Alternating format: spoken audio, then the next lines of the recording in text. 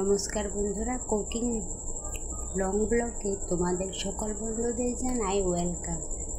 আজ আমি বাড়িতে বানাচ্ছি ম্যাগি, তাই তোমাদের সঙ্গে শেয়ার করলাম। চলো বন্ধুরা, দেখে নাও আমি কিভাবে ম্যাগি বানাই। ম্যাগিগুলো খুলে ফুটন্ত গরম জলে সিদ্ধ করার জন্য দিয়ে দিলাম। হালকাভাবে সিদ্ধ হয়ে গেল, এবারে ঢেলে রেখে দেব। এবারে ঠান্ডা করে নেব।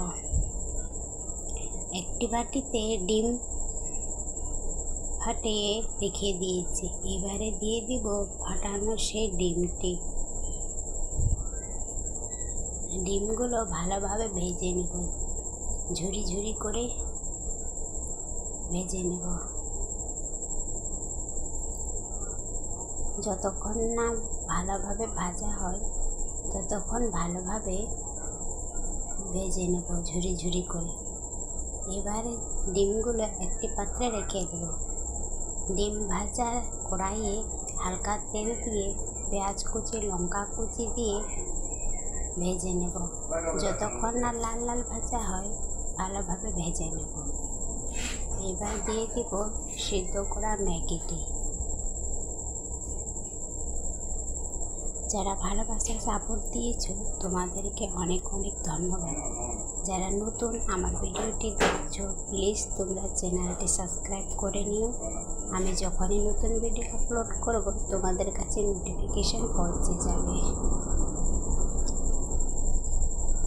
এবারে দিয়ে দেব ভেজে রাখা ডিমটি। ভালোভাবে নেড়ে চেড়ে নেব যাতে ডিমগুলো ভালোভাবে ম্যাগির সঙ্গে মিক্স হয়ে যায়। এবারে দিয়ে দেব ম্যাগি মশলা। ম্যাগি মশলা দেওয়ার পর নেড়ে চেড়ে নেব। ভালোভাবে মিক্স করব যাতে মশলাগুলো ভালোভাবে মিক্স হয়ে যায়। দেখো কত সুন্দর দেখতে লাগছে। যেভাবে দেখছো সুন্দর, সেভাবে খেতেও দারুণ স্বাদ।